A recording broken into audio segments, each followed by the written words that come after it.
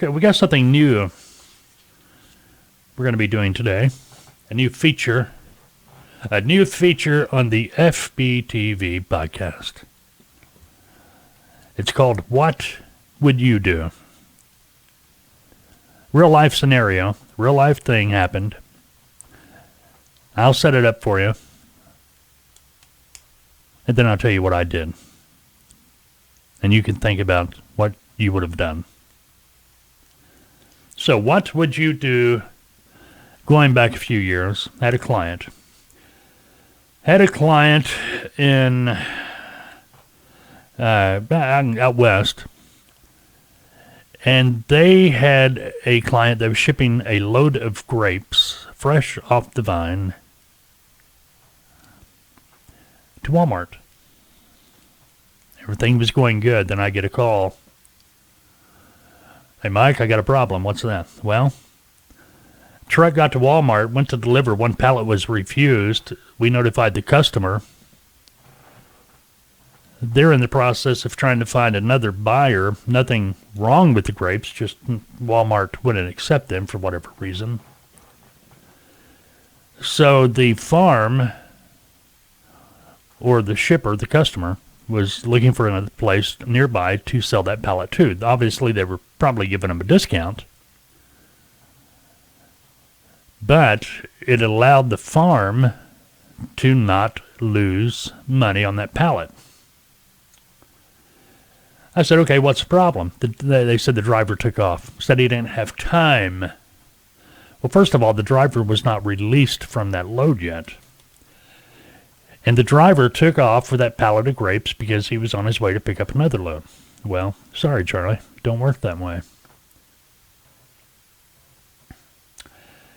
So what would you do in a situation like that?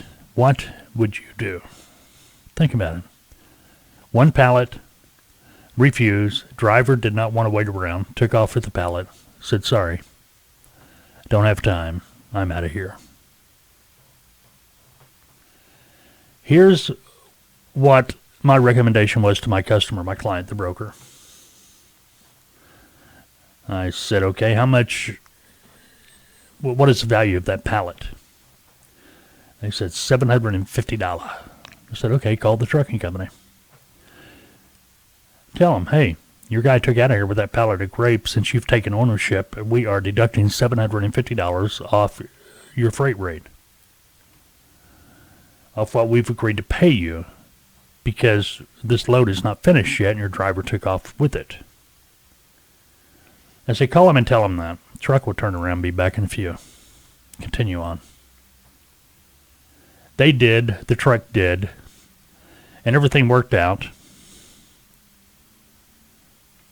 The customer, or the farm, the customer of the grapes, had the grapes to ship.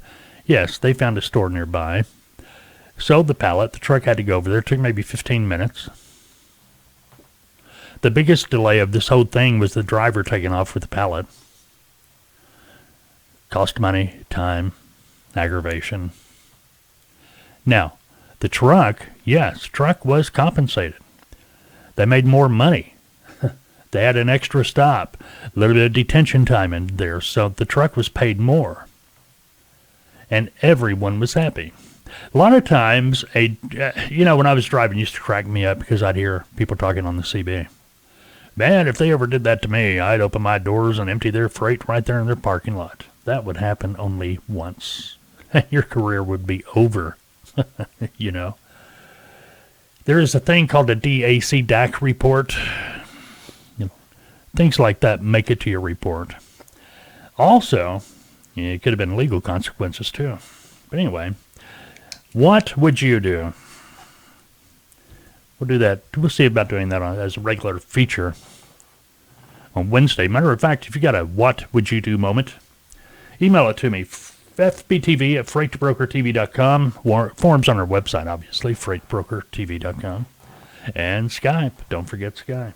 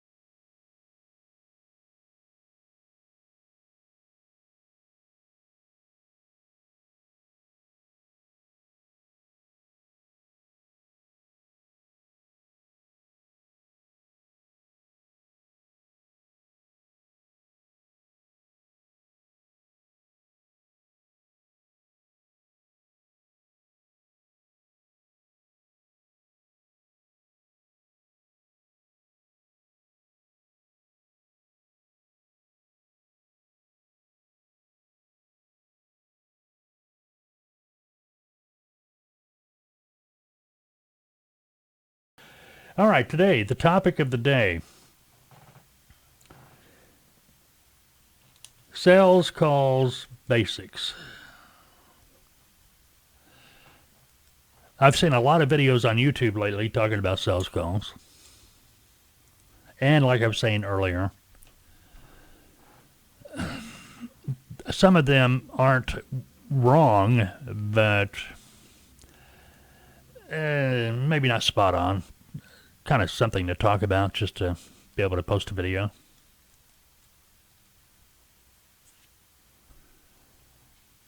But I was watching, and I thought people don't understand sales. I've shared my story with you before, how my selling career started way back in the early 80s. I answered a blind ad. It was a blind ad to sell insurance, and for 2 weeks they paid me $100 so I could study, so I could pass the insurance exam, get my insurance license, and be able to go out and start selling. Well, during that 2 weeks, I was thinking, hey, easy money, middle of the summer, hot, heat, air conditioned. These people are going to pay me $100 a week. $100 a week back in early 80s. No, it wasn't great, but it wasn't bad for sitting on your backside in an air-conditioned room studying to maybe do something. I had no intention of becoming an insurance salesman. I had every intention of staying the full 2 weeks, but during those 2 weeks, I watched people coming in getting paid every day. Good money. Good money, a lot more than $100. And it caught my eye. I was looking at them. Hey, if they can do it, I know I can do it. Look at, some of those people can put a whole sentence together, saved their life. But they were making money. And I did. I went out there and passed my test, started selling. That first week, nothing. Zero, baby. Ended up at the library, checked out some library books because I did not have money to buy any books about sales. And after I learned the basics of how you sell, what went into a sell, I was able to start making money. So that's kind of what we're going to be talking about today. Now, first of all, so my name is Mike. I'm the lead consultant at Taltoa. If you want to check us out, TALTOA.com. We are a training and consulting firm. We consult freight brokers, freight broker agents, trucking companies, transportation industry in general.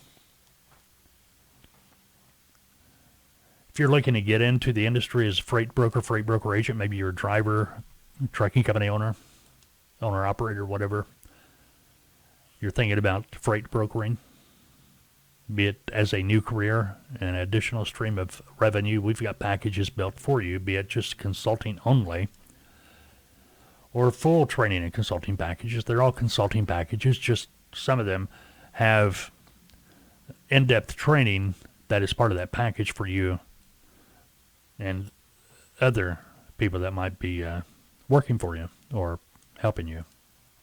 Anyway, you can check out our packages. The packages include no travel in-depth training, live or on demand, your option. Mentorship program. In other words, if you plan on wanting to start as an agent, freight broker agent, before you go out there and get your license or whatever like that, you're able to do so. You can be in our mentorship program. That's where you're going to be placed under a licensed broker through us so we can monitor what you're doing. Basically, it's consulting plus you're able to begin your broker operation through us under a licensed broker for a period of time. That's going to be followed by a consulting period. So when you exit the mentorship program, move on to start your own freight brokerage, or even maybe move on to become an agent for another broker down the road. Yeah, your consulting continues for an additional amount of time. Consulting periods and mentorships can be anywhere from 3 to 12 months, depending on the package you choose. Check it out, Taltoa, TALTOA.com. If you've got questions about any of that, you can call and talk to me, 479-668-0838. Now, back to the countdown. Sales call basics. There are 3 elements that should pretty much be in every sales call. Don't have to be. These are the basic rules for selling. The basics. These 3 elements will be the open, the presentation, and the close. You get all 3 elements in this sales call, and the likelihood of you having success is going to increase a whole lot. Once you understand the science of a sale, the sales get easy. Now, as a freight broker, yes, absolutely, you are a salesperson. Double whammy. You're selling to shippers or customers in hopes of they allowing you to help them move their loads, and you're also selling to carriers. So you're selling loads to carriers. Now, who is your customer? Well, my point of reference when it comes to who is your customer is who's paying me. Generally, the customer, the shipper, the one that has freight to ship, they are the ones that are my customer. A trucking company, you're a vendor. A trucking company is a vendor. You're providing a service to me as a broker, and I'm paying you for it. We negotiated it, and you've agreed to do it. Now, open, presentation, and close. What is that exactly? An open is the introduction, the handshake, hey, how you doing, kind of thing. The presentation is simply this, presenting your product or service. The benefits of your product or service. Presenting the benefits of your product or service to that potential customer. The close, asking that potential customer to take action. So think about that for a minute. Okay, the open. Hey, how you doing? I'm so-and-so, so-and-so, blah, blah, blah. That's the open. It's just the handshake, the fist bump, the introduction. Now let's talk about the presentation. I hear so many of these people get out there and, they want to have a 20-minute presentation. Yeah, some industry, some products, if you're selling something, it may require that. I mean, think about it. If you're selling a house, you're going to be talking about everything. How many square feet? How much land comes with the property? How many bedrooms? How many bathrooms? How old is it? What kind of neighborhood is it? When was the roof replaced? Get the idea? Yeah, you could be there 20, 30 minutes, an hour sometimes. But you got to think about customers that need trucks to move their freight. What do they care if it's a Kenworth, Peterbilt, Freightliner, International, Volvo? Do they care? No. Do they care if it's an automatic transmission, 10-speed manual, 15-speed? No. What do they care most about? They care most about having a truck that can back up to their dock, pick up a load and get out the door, and deliver that load to their customer. That's all they care about. So why go into this big spiel about how great you are? To a shipper, what you say doesn't mean anything. It's what you do. You can sit and talk about how great you are, but that doesn't mean anything. They do not see a truck backing up to their dock. And the close is simply asking them to take action. How do you ask to take action? How do I set up with you? I mean, that's the basics of a sales call to a potential customer. If you can master that and keep that in mind when you're preparing your pitch, and your pitch should be simple. This is where I differ with some of these guys that are putting up videos talking about sales calls. You got to think about who you're talking to. Who's your customer? When I was selling insurance, I used to catch flack all the time because I'd wear Levi's, button-up shirt. Yeah, I look nice, presentable. No tie, no suit. Maybe throw a jacket on, sports jacket. You got to remember, too, my hair was a little bit longer at the time, too. But I remember my manager always giving me a flack, man, about you need to have a suit, you need to do this, you need to do that, you don't look like a professional. And I try to tell him, if I go out to the country where I'm, my customers are, these small towns, and I'm in a, three-piece suit, they're going to run me off with a shotgun. I don't look like I fit. They're not going to accept me. The reason they accept me is because I fit in. So it came down to a point, no kidding, I would wear a suit to the office because we always had to report to the office every morning. But as soon as the office morning meeting was done, I'd have to go back home, change clothes to what I normally wore. Keep the manager happy.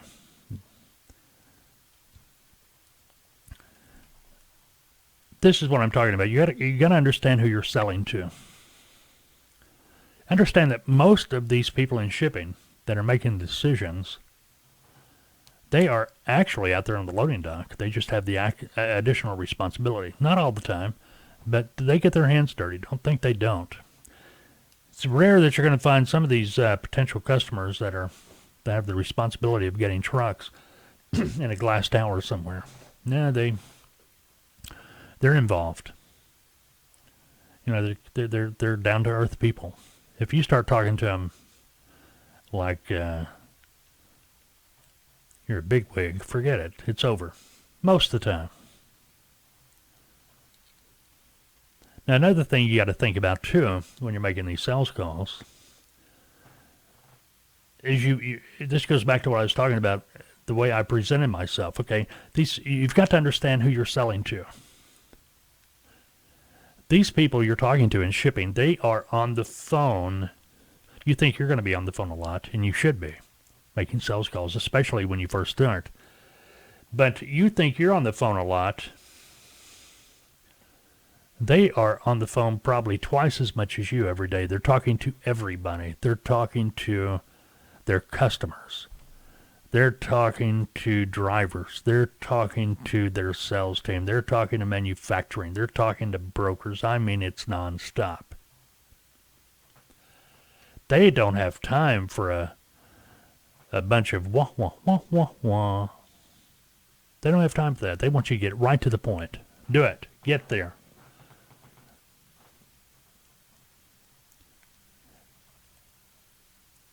You don't want to be memorable during a sales call. I know that's going to go against a lot of people, what they think and believe, but you don't want to be memorable. The time to be memorable is after that customer, the potential customer, says, yeah, help me get trucks. That's when you want to be memorable.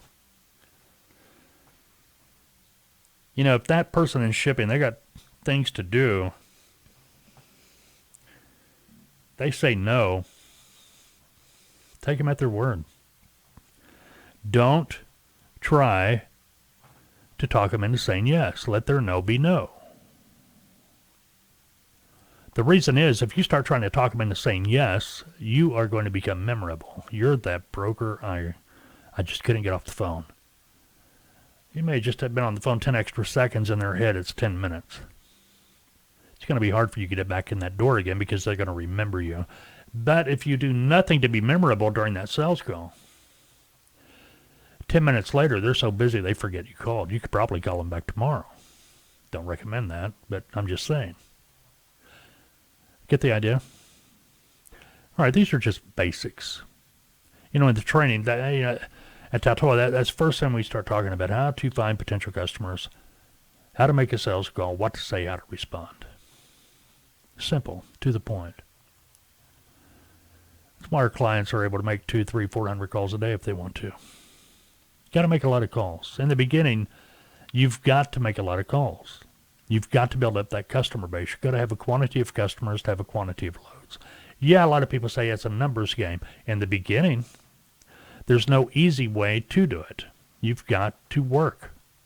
You've got to work. Understand, if you're coming into freight brokering and you're romanticizing it by thinking, hey, I am going to work from home. I am going to be my own boss. I am going to be able to make that commute from the bedroom to my office, just down the hall and to the left. If you're thinking that way, you're going for a rude awakening. You're romanticizing it because when it comes time to start working, you're going to find out you've got to work. It's your business. Nobody's going to do it for you. We can show you the ropes. We can show you how to do it. We can teach you how to do it. But we can't do the work for you. You've got to do the work. And believe me, it's real easy when you're working at home to go in the other room, watch TV for an hour, then come back. You got to treat it like a real job. You got to treat it like it's a real job, but you have to understand too, this is your business. It's yours. Success or failure falls at your feet. Are you doing the work? Are you doing what it takes to be successful? Are you an entrepreneur? Only you know that. Only you know that.